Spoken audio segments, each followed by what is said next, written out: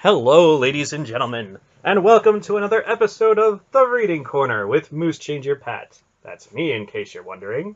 Today we are reading Chapter 17 of Queen of Sorcery by David Eddings, and as always, you should support the original work by buying the original book. Chapter 17. It was mid-afternoon when they emerged from the palace gate. The broad lawns were green in the warm spring sunlight, and the cypress trees stirred in a faint breeze. "I don't think we want to stay in Tolnaaaaydra too much longer," Wolf said. "Do we leave now, then?" Mandorallen asked. "There's something I have to do first," Wolf replied, squinting into the sunlight. "Barak and his cousin will come along with me. The rest of you go on back to Grinnig's house and wait there." "We'll stop by the central market on our way," Aunt Paul told him. "There's a few things I need." "This isn't a shopping expedition, Paul. The Grollums already know we're here, Father," she said, "so there's no point in creeping about like sneak thieves, is there?" He sighed. "All right, Paul." "I knew you'd see it my way," she said. Mr. Wolf shook his head helplessly and rode off with Barak and Grinnig. The rest of them rode down the hill from the palace toward the gleaming city below. The streets at the foot of the hill were broad and lined on either side by magnificent houses, each almost a palace in itself. "The rich and the noble," Silk said. "In Tolnaaaaydra, the closer you live to the palace, the more important you are." "'Tis oft times thus, Prince Keldar," Mandorallen observed. "Wealth and position sometimes need the reassurance of proximity to the seat of power. By ostension and propinquity to the throne, small men are able to avoid facing their own inadequacy." "I couldn't have said it better myself," Silk said. The central marketplace of Tolnaaaaydra was a vast square filled with bright-colored booths and stalls, where a significant portion of the goods of the world were on display. Aunt Paul dismounted, left her horse with one of the chariot guards, and moved busily from booth to booth, buying, it appeared, almost everything in sight. Silk's face blanched often at her purchases, since he was paying for them. "Can't you talk to her?" the small man pleaded with Geryon. "She's destroying me." "What makes you think she'd listen to me?" Geryon asked. "You could at least try," Silk said desperately. Three richly mantled men stood near the center of the market, arguing heatedly. "You're mad, Haldor!" one of them, a thin man with a snub nose, said agitatedly. "The Hunnists would strip the Empire for their own profit." His face was flushed and his eyes bulged dangerously. "Would Kadar of the Vorduvians be any better?" the stout man named Haldor demanded. "You're the one who's mad, Raiden. If we put Kador on the throne, he'll grind us all underfoot. There's such a thing as being too imperial." "How dare you!" Raiden almost screamed, his perspiring face growing darker. "Grand Duke Kador is the only possible choice. I'd vote for him even if he hadn't paid me." He flung his arms about wildly as he talked, and his tongue seemed to stumble over his words. "Kador's a pig," Haldor said flatly, carefully watching Raiden as if gauging the impact of his words. "An arrogant, brutal pig with no more right to the throne than a mongrel dog. His great-grandfather bought his way into the House of Vordu, and I'd sooner open a vein than bow to the offspring of a sneak thief from the docks of Tol Vordu." Raiden's eyes almost started from his head at Haldor's calculated insults. He opened his mouth several times as if trying to speak, but his tongue seemed frozen with fury, his face turned purple, and he clawed at the air in front of him. Then his body stiffened, and he began to arch backward. Haldor watched him with an almost clinical detachment. With a strangled cry, Raiden toppled back onto the cobblestones, his arms and legs thrashing violently. His eyes rolled back in his head, and he began to foam at the mouth. As his convulsions became more violent, he began to bang his head on the stones, and his twitching fingers clutched at his throat. "Amazing potency," the third mantled man said to Haldor. "Where did you find it?" "A friend of mine recently made a voyage to this Tor," Haldor said, watching Raiden's convulsions with interest. "The beautiful part of it is that it's completely harmless unless one gets excited. Raiden wouldn't drink the wine until I tasted it first to prove that it was safe." "You've got the same poison in your own stomach?" the other man asked with astonishment. It's quite safe, Haldor said. My emotions never get the best of me. Raiden's convulsions had grown weaker. His heels beat at the stones with a rapid pattering sound. Then he stiffened, gave a long gurgling sigh, and died. I don't suppose you've got any of the drug left, do you? Haldor's friend asked thoughtfully. I'd be willing to pay quite a bit for something like that. Haldor laughed. Why don't we go to my house and we'll talk about it? Over a cup of wine, perhaps. The other man threw him a startled glance. Then he laughed, too, although a bit nervously. The two of them turned away, leaving the dead man sprawled on the stones. Garyon stared in horror at them, and then at the black-faced corpse lying so grotesquely twisted in the center of the marketplace. The Tolnaaaaydrans near the body seemed to ignore its existence. Why doesn't somebody do something? He demanded. They're afraid, Silk said. If they show any concern, they might be mistaken for partisans.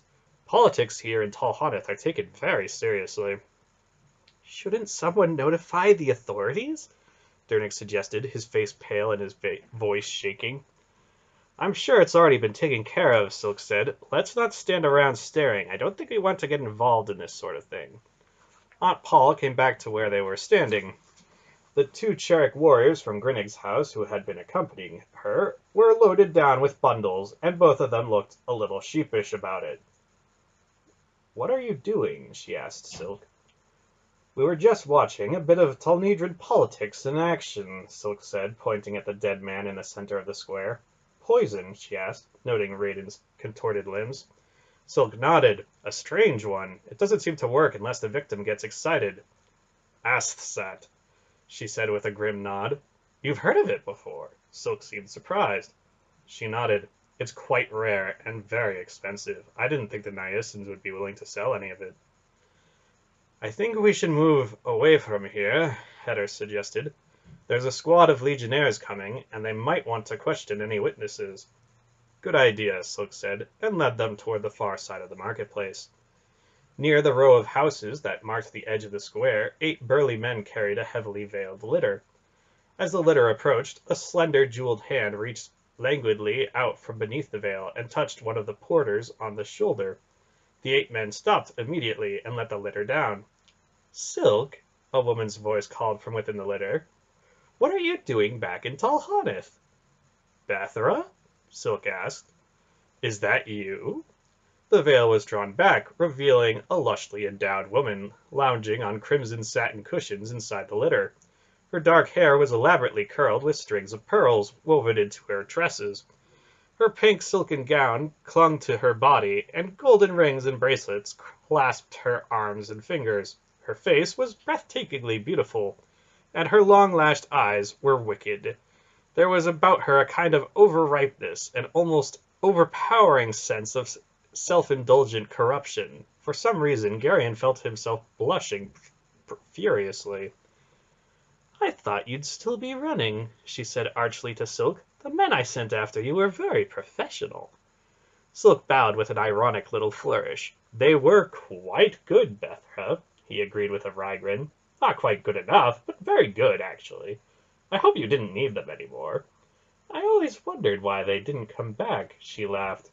I should have known, of course. I hope you didn't take it personally. Certainly not, Bathra. It's just part of the profession, after all.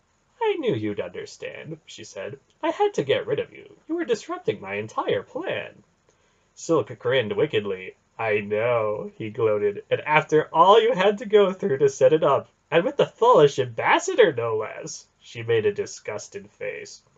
Whatever happened to him? Silk asked. He went swimming in the Nedrain. I didn't know that Tholes swam all that well.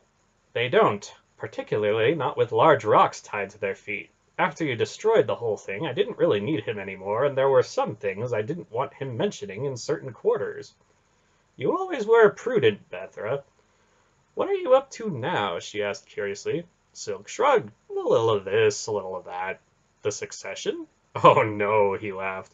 I know better than to get involved in that. Which side are you on? Wouldn't you like to know? Silk looked around, his eyes narrowing. I could use some information, Bathra, if you're free to talk about it, of course. About what, Silk? The city seems to be awash with Murgos, Silk said. If you're not presently involved with them, I'd appreciate anything you could tell me. She smiled at him archly. And what would you be willing to pay? She asked. Couldn't we just call it professional courtesy? She smiled wickedly at him. Then she laughed. Why not?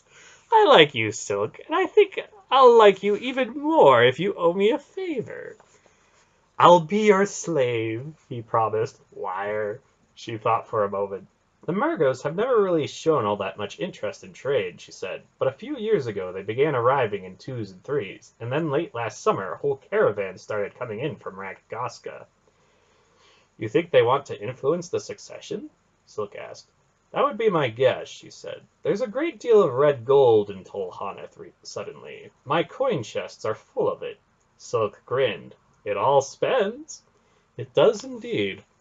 Have they picked any one candidate? Not that I've been able to determine. They seem to be divided into two different factions, and there's quite a bit of antagonism between them. That could be a ruse, of course. I don't think so. I think the antagonism has to do with the quarrel between Zadar and Tuchik. Each side wants to get control of the next emperor. They're spending money like water. Do you know the one called Asherak? Ah, that one, she replied. The other Murgos are all afraid of him. At the moment, he seems to be working for Tuchik, but I think he's playing some game of his own. He owns the Grand Duke Kador outright, and Kador is closest to the throne right now. That puts Asherak in a very powerful position. That's about all I really know. Thank you, Bethra, Silk said respectfully. Are you planning to stay in Tolnaaaaydra for long? She asked. Unfortunately, no. Pity. I was hoping you might be able to come by for a visit. We could talk over old times. I don't have many close friends anymore, or dear enemies like you. Silk laughed dryly. I wonder why, he said. I don't imagine I could swim much better than the Thullish ambassador did. You're a dangerous woman, Bethra. In more ways than one, she admitted, stretching languidly. But your life's not really in any danger from me, Silk. Not anymore. It wasn't my life I was worried about, Silk grinned. That's another matter, of course, she admitted. Don't forget that you owe me a favor. I hunger for the opportunity to repay my debt, he said impudently.